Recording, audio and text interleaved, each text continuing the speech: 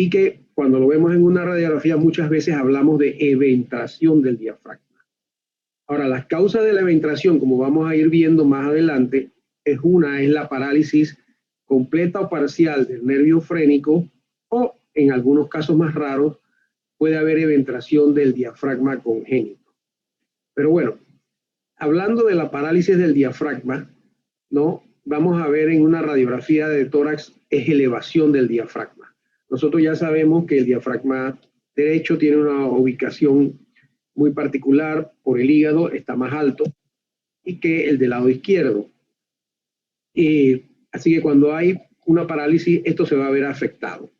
Es decir, va a estar más alto todavía en el lado derecho, y en el lado izquierdo, pues probablemente vamos a ver que el diafragma está más elevado que el del lado derecho, cuando eso no debe ser.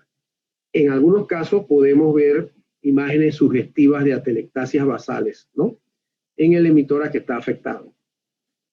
Y para diagnosticar, digamos, una parálisis tradicionalmente se usaba la fluoroscopía, viendo un movimiento paradójico del hemidiafragma cuando se valoraba la inspiración y expiración. Sin embargo, más recientemente, pareciera ser que el ultrasonido es más efectivo que la fluoroscopía para evaluar la movilidad del diafragma. Entonces, ¿qué es lo que produce que el diafragma se paralice? Pero yéndonos más atrás, ¿qué es lo que hace que se afecte, ¿no?, la transmisión nerviosa del nervio frénico? Bueno, hay varias condiciones, ¿no? Puede ocurrir, por ejemplo, en la cirugía cardíaca, cuando hacen hipotermia, o sea, el cambio de temperatura, esa hipotermia puede producir que se afecte el nervio frénico, ya sea unilateral o bilateral, y esto puede ser transitorio o puede ser permanente. También, por supuesto, si tenemos un tumor, y eso lo vemos con cierta frecuencia, que afecta el nervio frénico, y a veces vemos una radiografía y ya nos damos cuenta que hay parálisis del diafragma, ya eso nos indica que hay una condición seria asociada a una invasión tumoral. Pero también puede ocurrir durante la cirugía. Nosotros cuando hacemos mediastinoscopía, que eso lo vamos a ver en la clase de pulmón, podemos, dentro de las complicaciones que tenemos, podemos afectar el nervio frénico, y entonces en consecuencia vamos a producir una parálisis del diafragma. O también en cirugías del cuello, que incluso por mala suerte, porque es una cosa tan pequeña, incluso puede ser lesionado al colocar catéteres venosos centrales. Y por supuesto, las lesiones traumáticas, ¿no? Ahora bien, la parálisis idiopática es también, aquí dice, no del todo infrecuente, pero yo en los pacientes que yo he visto, después de lo que son los tumores, me parece que es la causa más común, ¿no? La parálisis idiopática, asociada más que nada, y se considera que son infecciones virales subclínicas, ¿no? Que en la mayoría de los casos va a ser de un solo lado, pero puede ser también bilateral. Aquí en estas radiografías que les muestro a ustedes, ustedes pueden ver que el diafragma izquierdo está más elevado que el lado derecho, cuando esto no debe ser así. Así que aquí ya podemos hablar o sospechar que puede haber una parálisis del diafragma, tanto en el lado izquierdo, tanto en la placa PA y en la lateral. Ok, si nosotros tenemos un paciente entonces que tiene una parálisis del diafragma, hacemos el diagnóstico.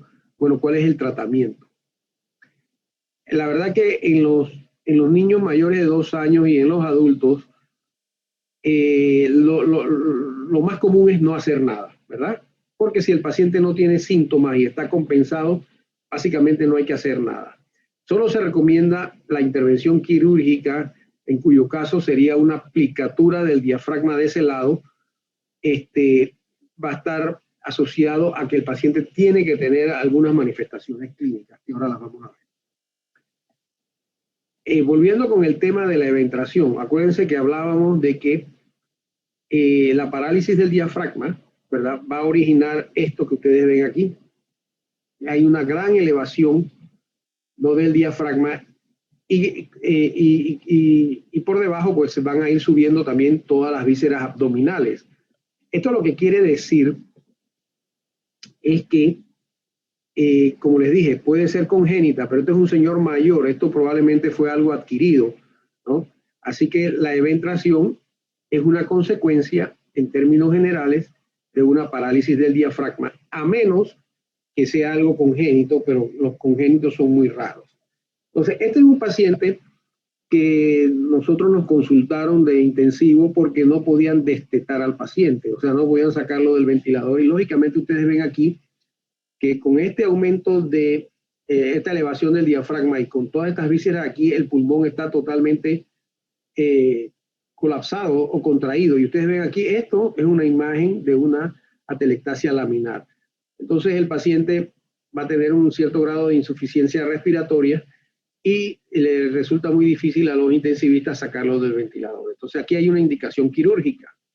Y el tratamiento, como les mencionaba anteriormente, es lo que se llama la aplicatura del diafragma. Es decir, lo que vamos a hacer es a invaginar sobre sí mismo el diafragma varias veces, de tal manera que él baje y permita que el pulmón se expanda. Entonces, aquí ustedes ven, esta es una cirugía abierta, ¿no? Aquí hemos invaginado varias veces y hemos puesto puntos reforzados con unos parchecitos de teflón para que no se desgarre, ¿no? Eso es lo que es la aplicatura del diafragma. Y en este diagrama lo pueden ver ustedes mejor. Básicamente esto fue lo que hicimos en el paciente, ¿no? Y esto consigue que baje el diafragma, aunque esté paralizado, pero al bajar permite que el pulmón se expanda de mejor forma. Es lo mismo, ¿sí? Y los resultados postoperatorios de la aplicatura del diafragma se pueden ver. Si bien es cierto, quedó un poquito elevado el diafragma, porque bueno, ustedes saben que la perfección es enemigo de lo bueno, ¿no? Pero hay una gran diferencia con la placa que veíamos inicialmente. Y después de unos días todavía se ve mejor la expansión pulmonar, ya hemos retirado el drenaje pleural, ¿no? Así que volviendo para que quede el concepto bien fortalecido, ¿no? Que la eventración es una anomalía rara, la causa generalmente no se conoce y tenemos los casos congénitos, pero dentro de los casos que sí conocemos, porque acuérdense que hay una gran cantidad que se llaman idiopáticas, ¿no?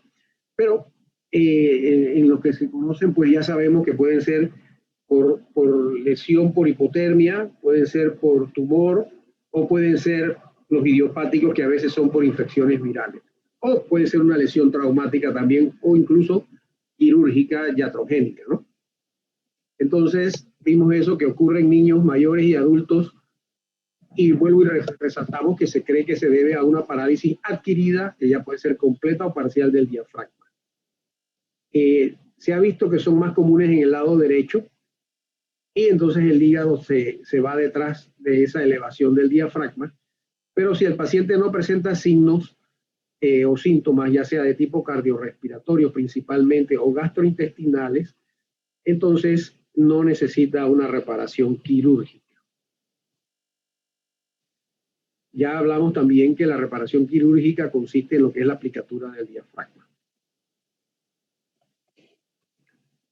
Y este es otro paciente que también operamos. Aquí está los parchecitos de teflón, se ven un poco más prominentes y aquí hemos invaginado, ¿verdad?, el diafragma, y en la radiografía de control ustedes ven que está casi a nivel del diafragma derecho, o sea que es un resultado realmente muy satisfactorio, ¿no? Ahora vamos a pasar a otras patologías que son las hernias congénitas. Las hernias congénitas básicamente las podemos dividir en dos grupos, que son las hernias de Bosch-Dallek, que son posterolaterales, y las hernias de Morgay.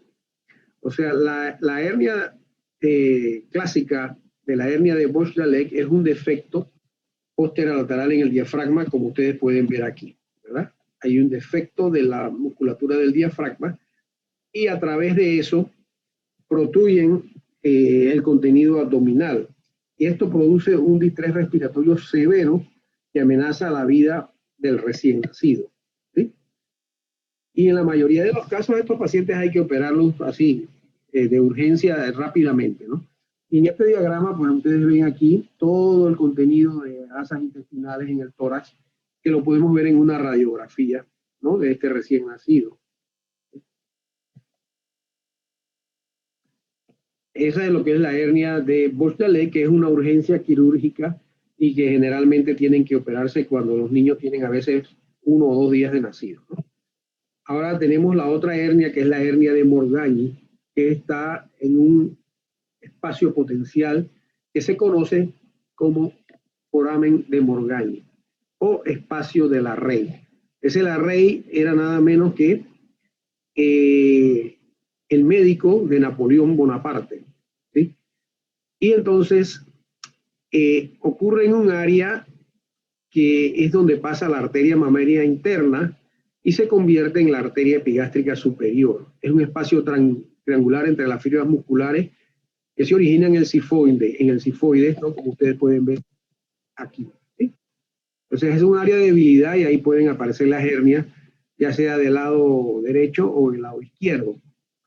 Y entonces estas hernias de Morgagni, que son hasta yo creo que más raras que las otras, que las de Bosdalet, tienen algunas características, ¿no? Que ahora las vamos a ver.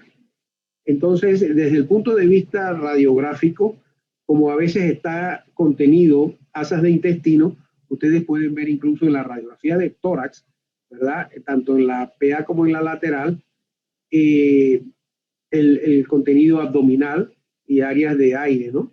Porque acuérdense que las vísceras tienen aire también. Entonces, con la tomografía podemos ver incluso las vísceras con una forma más detallada, ¿no? Aquí también se puede ver, esto ya es en el tórax. Entonces, ¿cuáles son los síntomas que nos va a dar la hernia de Morgagni? Bueno, la hernia de Morgagni generalmente pasa desapercibida o inadvertida en los infantes y niños mayores y es totalmente asintomática. Ya en niños más grandes se puede pueden causar síntomas respiratorios porque ya hay paso de las vísceras abdominales a través del defecto hernario al tórax, produciendo compresión del corazón, produciendo compresión del pulmón. Y es por eso que son más sintomáticas en los adolescentes, porque ellas se manifiestan con el ejercicio y actividades físicas que son las que precipitan la aparición de los signos. Ahora, ya vimos cómo se diagnostica con la radiografía de tórax, que ya a veces es diagnóstica, pero con la tomografía todavía vemos más detalles. Ocasionalmente podemos hacer algún estudio con medios de contraste, como una serie esófago-gastrodenal, ¿no? Pero la mayoría de las veces esto no es necesario. Desde el punto de vista de reparación quirúrgica, se va a recomendar en todos los casos cuando hagamos el diagnóstico, porque siempre va a haber riesgo de obstrucción intestinal. Y si tenemos el diagnóstico, el mejor abordaje recomendado es el abordaje abdominal, ¿sí? Porque de esa manera uno abre el saco herniario, ¿no? Reduce el contenido de la hernia a la cavidad peritoneal y entonces suturamos el diafragma. Si no hay tensión, se puede suturar el diafragma al esternón y al músculo recto. Sin embargo, si el tamaño del defecto herniario es muy grande, puede ser necesario colocar una malla. Bueno, ahora vamos a hablar sobre este tema que es importante, que son las hernias diafragmáticas, ¿no? Ya hablamos de las congénitas, pero vamos a hablar también de las hernias diafragmáticas adquiridas, ¿no? El mejor método hasta el día de hoy para el diagnóstico de las hernias diafragmáticas, fíjense, estoy hablando de hernias, no de lesión del diafragma, de las hernias diafragmáticas, es la tomografía contrastada de 64 cortes, o sea, que tiene el tomógrafo tiene una gran capacidad para ver detalle, ¿no? Entonces ustedes ven, por ejemplo, que en esta placa de la tomografía en esta placa de la tomografía, vemos que aquí está el vaso y por arriba vemos como contenido, este es contenido abdominal, ¿no? Este probablemente es el colon, ¿sí? Y no se define bien el diafragma. Sin embargo, en la fase sagital, ¿verdad? Se ve bien, se define muy bien que este es el diafragma, ¿verdad? Llega hasta aquí, ¿verdad? Este es el vaso y aquí está interrumpido, aquí hay una solución de continuidad y a través de este defecto protruyen las asas de intestino delgado, probablemente el epiplón, ¿verdad? Que es grasa. Y por eso es que se dice que este es el mejor método diagnóstico al día de hoy, ¿no? Entonces, en una hernia diafragmática se puede abordar por el tórax o por el abdomen, depende de la cronicidad. A veces las hernias que son muy crónicas, a veces es mejor abordarlas por el tórax. Entonces, ustedes ven aquí que hemos abierto el tórax, ¿sí? Este es el diafragma, este es el colon que está en el tórax, este es el defecto y aquí hay un montón de epiplomos, ¿no? Entonces ya aquí hemos reducido la hernia y queda el defecto en el diafragma. Como esto es posterolateral y no había antecedentes de trauma, estamos pensando que esta era una hernia de Busch-Dalek. Ocasionalmente se pueden ver en adultos, ¿no? ¿Sí? Y aquí ya está reparada, se repara con sutura no absorbible. Sutura no absorbible, generalmente usamos puntos separados. Y esta es la imagen radiográfica postoperatoria que ustedes ven que es muy satisfactoria, ¿no? Puede haber un poquito de elevación del diafragma, pero es que esas hernias son crónicas y esto de repente con el tiempo va a llegar a su estructura o su posición normal. Y este es otro caso donde ustedes pueden ver gran contenido intestinal en el tórax, pero ahí no sabemos, y aquí viene la oportunidad para explicarles si es hernia o es eventración. Si es eventración es la relajación del diafragma, pero no hay defecto herniario. Y la urgencia en una eventración es muy relativa. En cambio, una hernia con este material en el tórax, entonces se convierte en una urgencia. Y ustedes pueden ver que en el corte sagital, igual que en el caso anterior, aquí viene el diafragma, aquí se interrumpe, aquí sigue el diafragma, este es el vaso, pero ven cómo protruyó todo lo que es el contenido abdominal de intestino con su epiplón y todo, ¿no? ¿Sí? Y el meso, perdón. ¿Sí? Ahora vamos a hablar un poquito sobre los tumores del diafragma. Generalmente el diafragma está más involucrado en tumores metastásicos y va a haber a veces también efusión pleural maligna o enfermedad peritoneal maligna. Pero tumores primarios, ya sean benignos o malignos, son relativamente raros. Lo otro que puedo mencionarles aquí es que el 50% de los pacientes van a estar asintomáticos y muchas veces las lesiones se descubren de forma incidental. Discúlpenme un momentito ahí que me está llamando mi mamá. ¿Aló? Mami,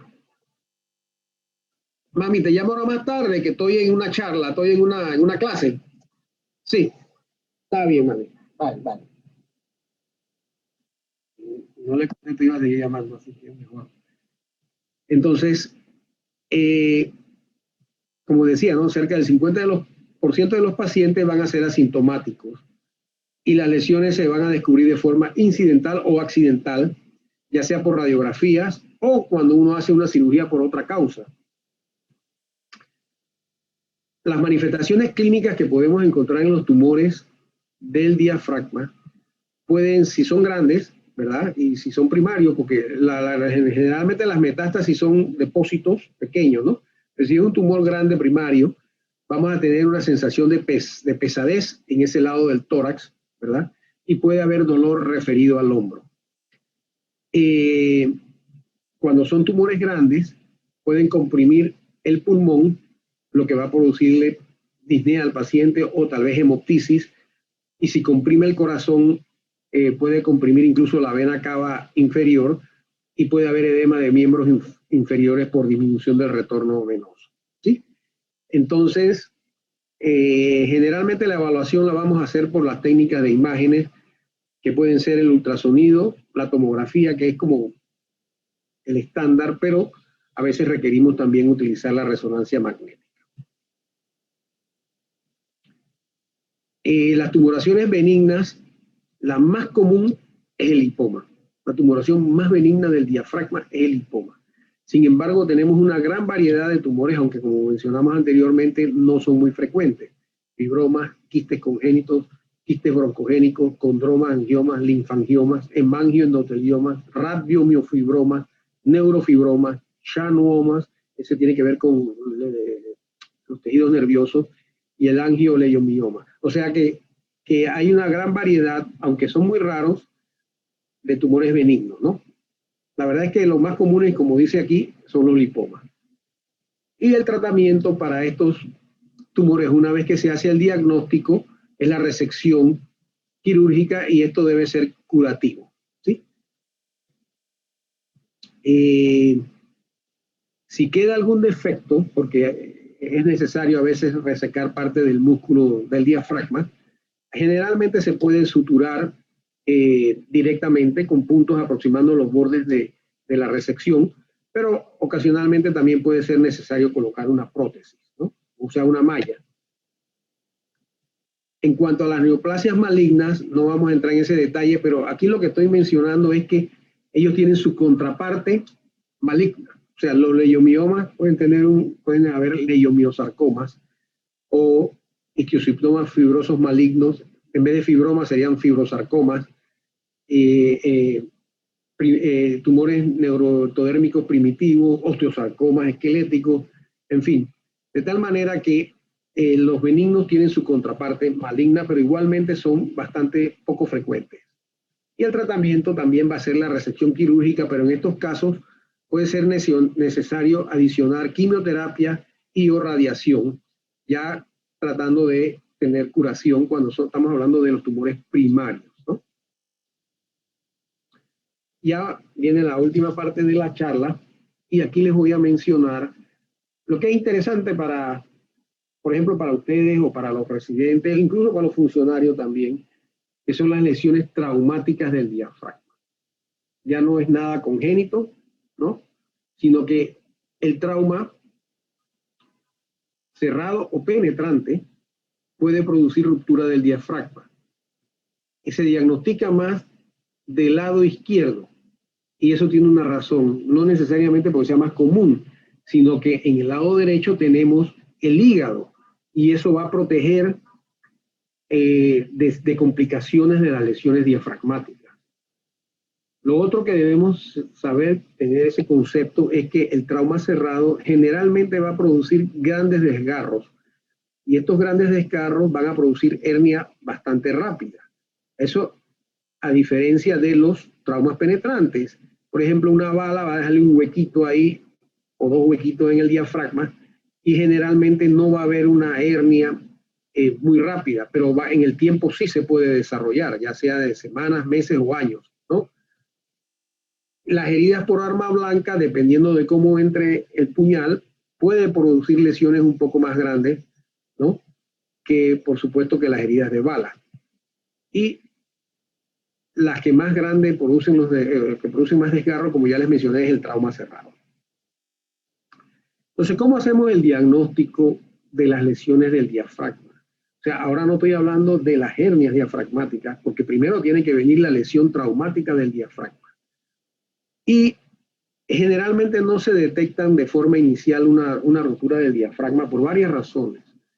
Entre esas es porque estos pacientes que son traumatizados generalmente tienen lesiones más graves, más severas y más obvias. Entonces el cirujano o los médicos tratantes se van a concentrar más en las lesiones que son más obvias, ¿verdad? Sin embargo, en la radiografía de tórax de un paciente traumatizado en el tóraco abdominal, podemos ver algunos hallazgos que nos pueden orientar a pensar en la posibilidad de una lesión de diafragma y, en consecuencia, ver la manera de hacer el diagnóstico más definitivo. Entonces tenemos que, a veces vamos a ver elevación del diafragma en un paciente que ha recibido un trauma. O podemos ver lo que muchas veces se llama una dilatación gástrica aguda. Ya no sería una dilatación gástrica aguda, puede ser que el estómago está herniado al tórax y entonces se ha quedado el aire dentro del estómago y nos da la impresión de que lo que tenemos es una dilatación gástrica. O podemos tener lo que se llama un neumotórax loculado, es decir, que en la placa de tórax vamos a ver aire que podríamos llamar también subpulmónico, o sea, por debajo del pulmón y por arriba del diafragma. Ese aire ahí puede representar lo que es que hay una ruptura diafragmática o un hematoma subpulmonar que podría ser como una contusión, ¿no? Entonces, este es un paciente que tuvo un trauma cerrado. Ustedes ven aquí, ya le habían puesto un drenaje aquí, y esto era un hallazgo que parecía una contusión o un hematoma subpulmonar. Varias horas después, esta es la radiografía. Esta radiografía lo que muestra es una gran cantidad de aire que ya parece que está en el tórax, y alguien puede malinterpretar esto y decir que esto es una dilatación gástrica. En estos casos, lo que hay que hacer es ponerle un tubo de Levine. Y si se resuelve esa cavidad llena de aire, pudiera ser que es una dilatación gástrica. Pero en este caso, lo que era una ruptura del diafragma con herniación del estómago, ¿sí? Al tórax. Bueno, yo les mencionaba que es importante colocar el tubo de Levine. Esa es parte de la rutina cuando viene un trauma tóraco-abdominal importante. Pues una de las cosas que se hace al comienzo de la evaluación es la colocación del tubo de Levine, que ustedes lo pueden ver aquí, ¿no? Entonces, estos son hallazgos indirectos que nos pueden servir para hacer un diagnóstico de una ruptura diafragmática con herniación del estómago. Porque si fuera una dilatación gástrica, él se debe colapsar, ¿no? Pero bueno, de cualquier forma nos sirve para tener una sospecha y tratar de hacer el diagnóstico más preciso. Entonces, ¿qué pasa cuando tenemos lesiones diafragmáticas que pasan desapercibidas? Bueno, este es un artículo medio viejito, pero no pierde vigencia, porque las hernias diafragmáticas traumáticas van a tener periodos de evolución. Y una de las fases, que es la fase más aguda, o sea, la fase inicial o de los primeros días, es una fase que puede ser inadvertida. O sea, el paciente puede tener una ruptura del diafragma, pero las imágenes no van a ser diagnósticas, ni el cuadro clínico diagnóstico de que el paciente tuvo una ruptura de diafragma. Como les dije, generalmente le están tratando otras cosas que parecen más importantes, ¿no? Después viene una fase latente, es relativamente asintomática, pero ya en esta fase el paciente puede empezar a quejarse de náuseas, de vómitos, de dolores tipo cólico. Esto ya nos debe orientar a pensar en la posibilidad de una lesión diafragmática, ¿no? Y probablemente que se esté desarrollando una hernia, aunque tal vez no sea muy evidente. Y ya tenemos la fase obstructiva o fase intestinal, que realmente esta fase ya la diagnostica hasta el camillero, ¿verdad? Ponen una placa de tórax de pie o incluso a veces acostado y vas a ver todo el tórax lleno de asas intestinales, a veces con niveles hidroaéreos, igual con la placa de abdomen. No debemos esperar llegar a esta fase para hacer el diagnóstico porque hay mucha más morbilidad para el paciente. Si esas asas se necrosan, imagínense una gangrena intestinal en el tórax, eso es una complicación muy seria. Y esto también son las estadísticas con ciertos años ya, pero que puede ocurrir actualmente si no estamos enfocados en hacer el diagnóstico y la sospecha diagnóstica, ¿no?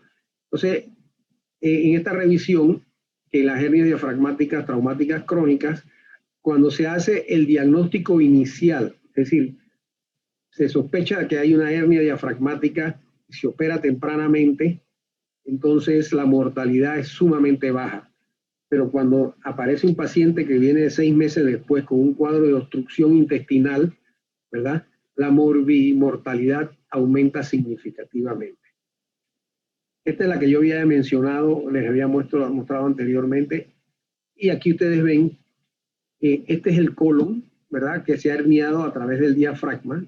Esta es una laparotomía, ¿sí? Y ya se ha reducido el contenido y nos ha quedado este hueco aquí. Allá arriba está el pulmón, ¿sí? Y entonces aquí ya se ha reparado, como les dije, con puntos separados. Ay, caramba. Puntos separados, ¿verdad? De material no absorbible, ¿no? Eso debe ser curativo para ese paciente. Y esto es lo que no queremos ver.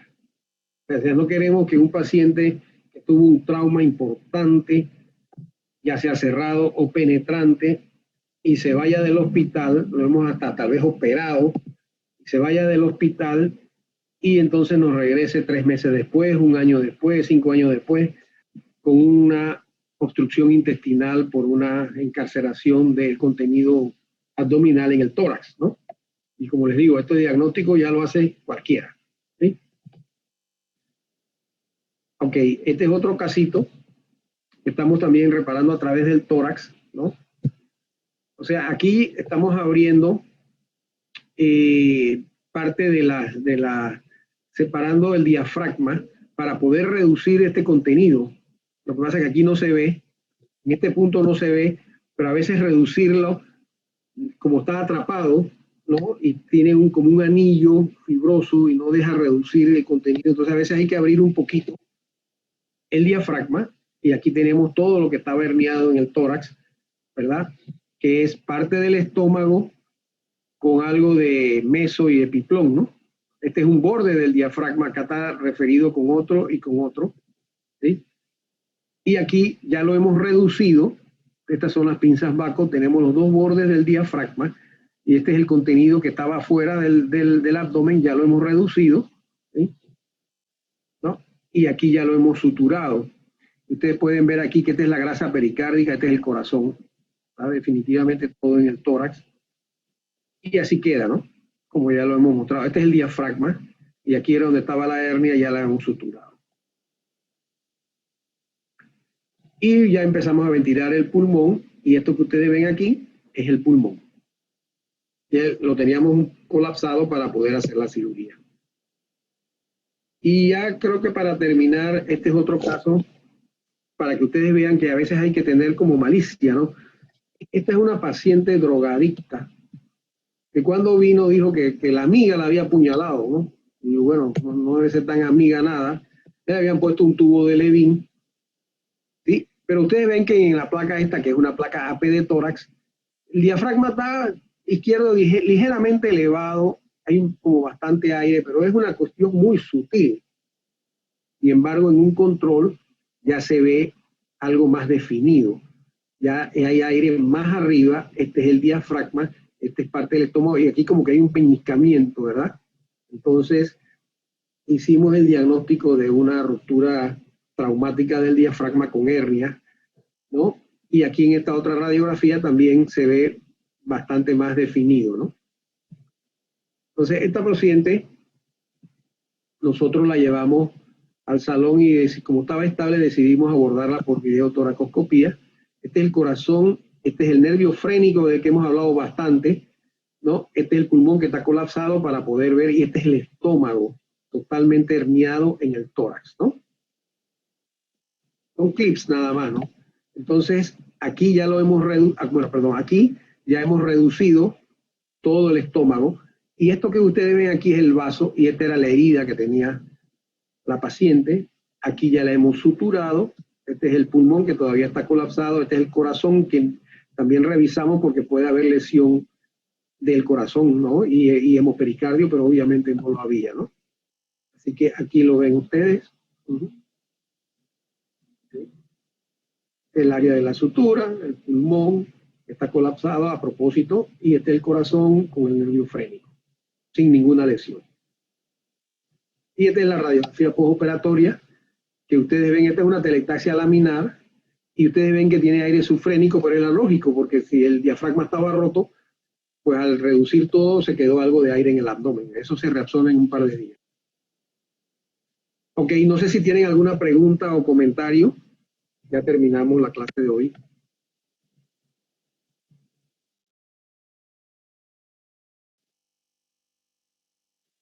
¿Todo clarito?